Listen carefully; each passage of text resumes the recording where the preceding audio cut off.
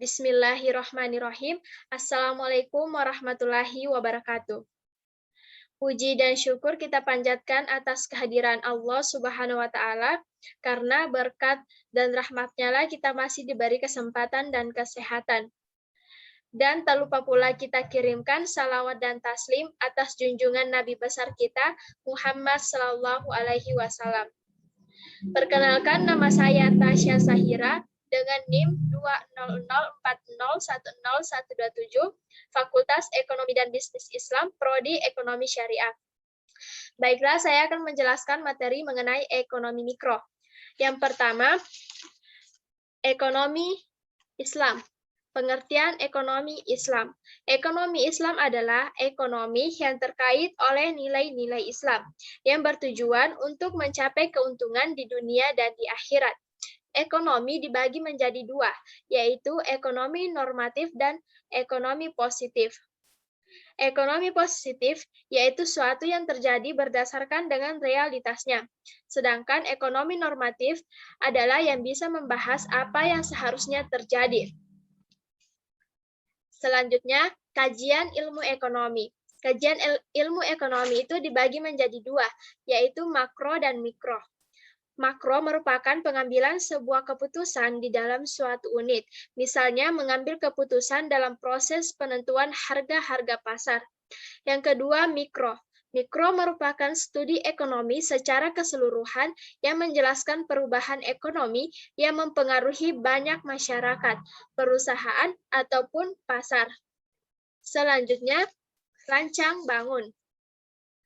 Rancang bangun ekonomi Islam diperlukan untuk mengetahui rancangan bangunan dari Islam atau gambaran-gambaran dan landasan. Adapun faktor-faktor ekonomi, yang pertama itu ada ideologi, yang kedua kebudayaan, yang ketiga sejarah, dan yang keempat politik. Adapun mazhab dalam ekonomi Islam, yang pertama dari Bakrir As-Sadar, yang kedua mainstream, yang ketiga alternatif kritis. Adapun prinsip-prinsip umum dalam ekonomi Islam, yaitu akhlak.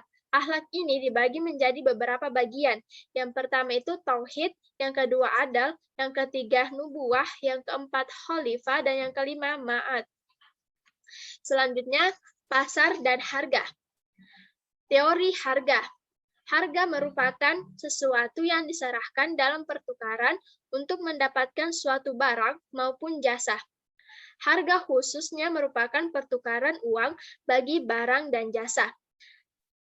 Yang selanjutnya itu tujuan penetapan harga, yang dibagi menjadi 5. Yang pertama itu tujuan berorientasi pada laba, yang kedua tujuan berorientasi pada volume, yang ketiga tujuan berorientasi pada citra, yang keempat tujuan stabilisasi harga, dan yang kelima tujuan-tujuan lainnya.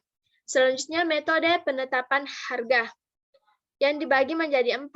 Yaitu berbasis permintaan, berbasis biaya, berbasis laba, dan berbasis persaingan. Selanjutnya, kebutuhan dan rasionalitas dalam ekonomi Islam. Rasionalitas yaitu anggapan bahwa manusia itu berpikir secara rasional atau masuk akal. Yang dimaksud dengan rasional adalah paling tidak perilaku rasional dapat mempunyai dua makna, yaitu makna metode dan makna hasil. Di mana makna metode merupakan perilaku rasional adalah tindakan yang dipilih berdasarkan dengan pikiran yang beralasan, bukan berdasarkan dengan kebiasaan dan prasangka ataupun emosi. Sedangkan makna hasil merupakan perilaku rasional itu adalah tindakan yang benar-benar dapat mencapai tujuan yang ingin dicapai. Rasionalitas adalah pengambilan keputusan ekonomi dalam setiap pelaku selalu berpikir dan bertindak dan bersikap secara rasional atau masuk akal. Seorang pelaku ekonomi dikatakan rasional dengan pertimbangan-pertimbangan bahwa setiap orang tahu apa yang mereka inginkan, serta mereka mau mengambil suatu keputusan atas suatu yang mereka sukai itu.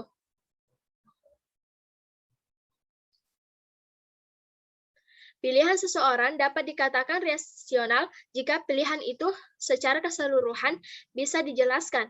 oleh syarat-syarat hubungan.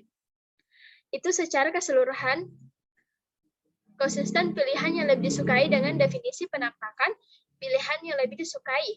Jika seluruh pilihan ini bisa dijelaskan ketika memilih yang alternatif yang lebih disukai dengan berdasarkan hubungan pilihan-pilihan yang lebih disukai tersebut. Adapun konsep rasionalitas dalam Islam tentu saja aksioma-aksioma yang dibangun itu berbeda dengan aksioma-aksioma yang dibangun dalam ekonomi konvensional. Aksioma-aksioma pilihan rasionalitas ada 4. Yang pertama, pilihan rasional adalah kelengkapan-kelengkapan. Yang dimaksud kelengkapan-kelengkapan di sini adalah bahwa suatu pilihan ekonomi selalu menentukan keadaan di mana lebih disukainya di antara dua keadaan. Yang kedua itu transivitas, yaitu prinsip ini mengenai konsisten seseorang dalam menentukan dan memutuskan pilihannya bila dihadapkan oleh beberapa alternatif pilihan produk. Yang ketiga, kesinambungan. Produk ini menjelaskan bahwa jika seorang individu mengatakan produk A lebih disukai daripada produk B, maka setiap keadaan yang mendekati produk A pasti juga akan disukai daripada produk B.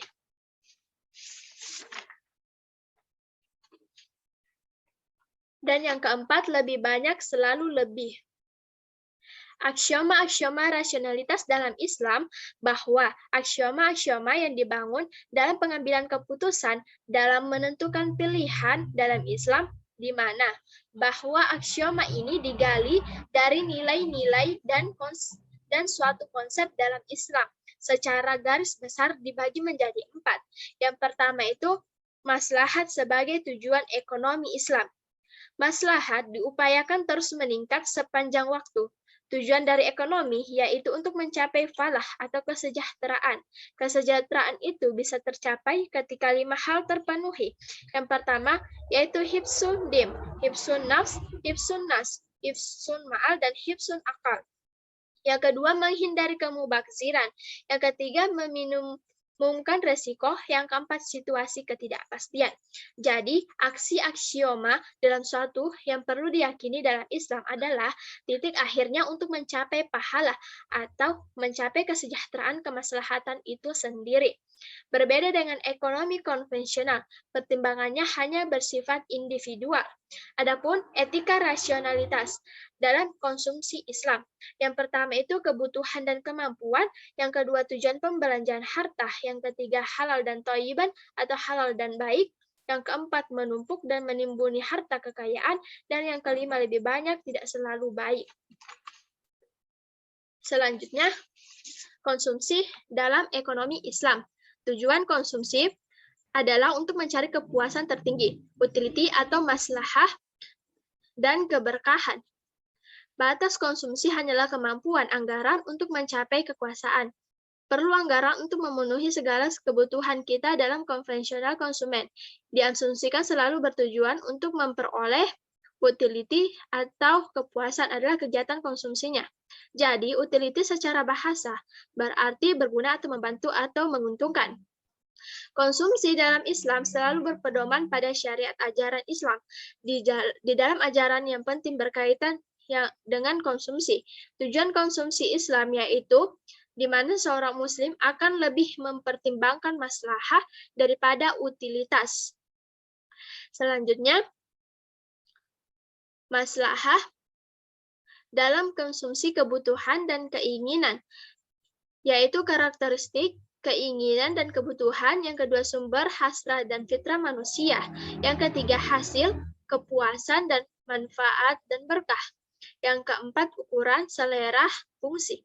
Yang kelima, sifat subjektif dan objektif. Dan yang keenam, tuntunan Islam dikendalikan dan dipenuhi. Yang dimana rumusnya M sama dengan F ditambah B, dimana M-nya itu maslahah, F-nya manfaat, dan B-nya berkah. Adapun prinsip dalam melakukan konsumsi ada 5, yaitu prinsip keadilan, prinsip kebersihan, prinsip kesederhanaan, kemurahan hati, dan prinsip moralitas. Selanjutnya, konsep produksi dalam ekonomi Islam. Aktivitas ekonomi yang sangat menunjang kegiatan konsumsi adalah produksi. Tanpa produksi, konsumsi tidak akan bisa dilakukan. Jadi, kegiatan untuk menghasilkan barang dan jasa dilakukan oleh produksi. Jadi kegiatan produksi, konsumen tidak akan melakukan konsumsi terhadap barang dan jasa yang dibutuhkan tanpa kegiatan produksi. Produksi dan konsumsi suatu mata rantai yang saling berkaitan dan tidak bisa saling dilepaskan. Karena itu, prinsip-prinsip yang berlaku pada konsumsi pada dasarnya harus diterapkan dalam kegiatan produksi. Secara teknis, produksi adalah kegiatan mentransformasikan berbagai input menjadi output. Input yang dimaksud adalah sumber-sumber produksi untuk menghasilkan output berupa barang dan jasa. Produksi dalam Islam adalah proses mencari, mengalokasikan, dan mengolah sumber daya menjadi output dalam rangka meningkatkan maslahah bagi manusia. Dalam kegiatan produksi yang merupakan mata rantai konsumsi, yaitu menyediakan barang dan jasa. Bahkan kebutuhan bagi konsumen produsen dalam Islam bukan orang yang memburu laba, melainkan pemburu kemaslahan. Tujuan produsen bukan untuk mendapatkan laba dalam konsep ekonomi Islam. Dalam pandangan Islam, produk merupakan kombinasi dari atribut fisik dan nilai. Konsep nilai yang selalu ada pada barang adalah nilai-nilai keislaman yang harus melekat pada barang dan jasa yang diproduksi oleh perusahaan. Adanya nilai-nilai ini akan memberikan keberkahan. Tujuan produksi menurut Islam itu bagaimana produksi menghasilkan barang dan jasa untuk memenuhi kebutuhan. Jadi, kebutuhan ini antara produsen dan konsumen memiliki tujuan yang sama, yaitu sama-sama untuk memenuhi kebutuhan, di mana kebutuhan harus seiring dengan kemaslahatan dari suatu produk yang dikonsumsi sehingga mencapai akhir dari setiap ekonomi. Tujuan dari kegiatan produksi adalah untuk meningkatkan kemaslahatan yang kemudian bisa diwujudkan dalam beberapa bentuk, yaitu yang pertama pemenuhan kebutuhan manusia pada tingkatan moderat, yang kedua kuantitas produksi tidak berlebihan, yang ketiga menemukan kebutuhan masyarakat dan pemenuhannya, yang keempat menyiapkan persediaan barang dan jasa di masa depan, dan yang kelima pemenuhan sarana bagi kegiatan sosial dan ibadah kepada Allah. Dalam aktivitas produksinya, produsen atau sebuah perusahaan mengubah berbagai faktor produksi menjadi barang dan jasa. Faktor produksi dibedakan menjadi dua, yaitu faktor produksi tetap dan faktor produksi variabel. Faktor produksi tetap dan faktor produksi variabel terkait erat dengan waktu yang dibutuhkan untuk menambah atau mengurangi faktor tersebut. Misalnya, mesin dikatakan hasil produksi tetap karena dalam jangka pendek kurang dari susah untuk ditambah atau dikurangi. Sedangkan buruh merupakan fungsi variabel karena dapat disediakan dalam waktu lebih dari satu tahun dalam jangka panjang. Semua faktor produksi sifatnya variabel karena perusahaan menambah atau mengurangi aktivitas perusahaan. Periode jangka panjang adalah di mana hasil produksi di mana semua hasil produksi menjadi variabel. Yang pertama itu model produksi dengan satu faktor produksi variabel adalah pengertian jangka panjang di mana ada faktor produksi yang tidak bisa diubah sama sekali. Ekonomi membagi faktor produksi menjadi barang modal dan tenaga kerja. Jadi, hubungan matematis penggunaan produksi yang menghasilkan output maksimum disebut sebagai fungsi produksi, di mana rumusnya Q sama dengan F, K dikali L, di mana Q sama dengan tingkat output, K sama dengan barang modal, L sama dengan tenaga kerja atau buruh. Setiap penambahan tingkat output yaitu kombinasi dari barang dan tenaga kerja atau buruh sehingga melahirkan produk total, produksi marginal dan produksi rata-rata. Produk ini adalah banyaknya produksi yang dihasilkan dari penggunaan faktor produksi kombinasi antara barang modal dan tenaga kerja. Yang kedua, model produksi dengan dua faktor produksi variabel yang dibagi menjadi tiga, yaitu yang pertama formulasi maslahah bagi produsen, yang kedua maksimalisasi maslahah produsen, yang ketiga nilai-nilai Islam dalam produksi yang dibagi menjadi 6, yaitu pertama berwawasan jangka panjang, yang kedua menepati janji dan kontak baik dalam lingkungan internal maupun eksternal, memuliakan presensi atau produktivitas, yang keempat adil dalam transaksi, yang kelima memiliki wawasan sosial, dan yang keenam pembayaran upah tepat waktu dan layak. Selanjutnya, konsep permintaan dalam ekonomi Islam. Permintaan secara umum adalah keinginan konsumen untuk membeli suatu barang pada berbagai tingkat harga selama periode waktu tertentu atau dalam jangka lain, bahwa berbagai kombinasi harga dan jumlah yang menunjukkan jumlah suatu barang yang ingin dan dapat dibeli oleh konsumen pada berbagai tingkat harga untuk satu periode tertentu. Jadi permintaan ini pertama adalah bahwa berbagai kombinasi harga dan jumlah, bukan satu harga dan satu jumlah. Pengertian jumlah dalam hal ini bahwa permintaan itu selalu menunjukkan oleh suatu schedule. Sedangkan jumlah yang diminta itu adalah jumlah yang dibeli betul-betul pada harga tertentu. Kedua, supaya permintaan akan barang itu terjadi, maka konsumen haruslah ada keinginan dan kemampuan untuk membeli suatu barang atau jasa. Yang ketiga, bahwa permintaan itu menunjukkan pembelian pada suatu produk waktu tertentu. Jadi, apabila produk waktu tersebut berubah, maka berbagai kombinasi harga dan jumlah, dengan demikian permintaan akan berubah. Yaitu sebagai contoh, misalnya, beberapa waktu yang lalu Indonesia memiliki permainan yang bernama Dakacon, sehingga permainan itu meningkat. Tetapi saat zaman sekarang ini, bisa dikatakan permainan itu hilang.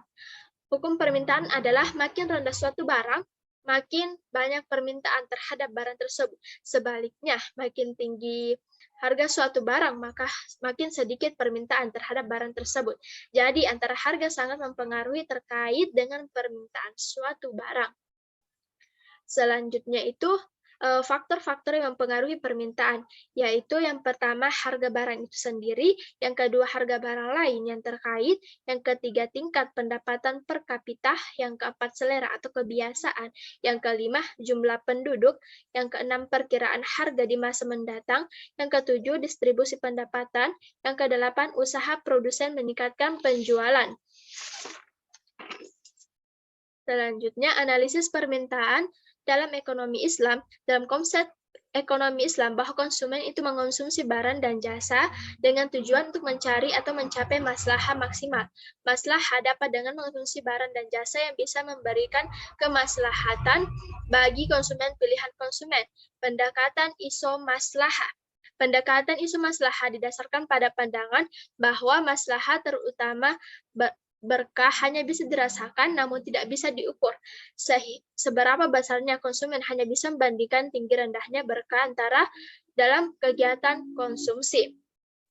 Batasan individu dan etika dalam konsumsi, bahwa dalam melakukan konsumsi atau permintaan dalam Islam itu terkait atau terikat oleh nilai-nilai benda, yaitu yang pertama anggaran atau kendala anggaran.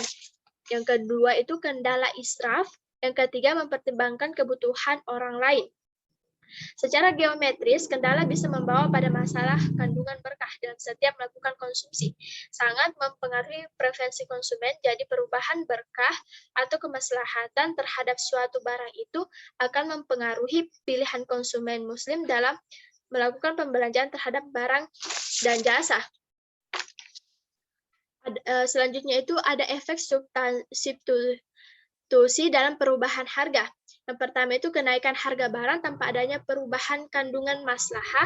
Yang kedua, kenaikan harga barang disertai dengan penurunan kandungan maslahah.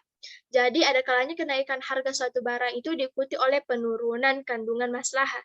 Jika hal ini terjadi, maka konsumen itu pasti menurunkan jumlah pembelian terhadap barang dan jasa guna untuk menghindar terjadinya penurunan. Yang ketiga itu kenaikan harga barang disertai dengan kenaikan kandungan maslahah. Itulah tadi konsep produksi dalam ekonomi Islam dan konsep permintaan dalam ekonomi Islam. Itulah tadi penjelasan materi mengenai ekonomi mikro dari saya. Kurang dan lebihnya mohon dimaafkan. Wabillahi taufik wa hidayah. Wassalamualaikum warahmatullahi wabarakatuh.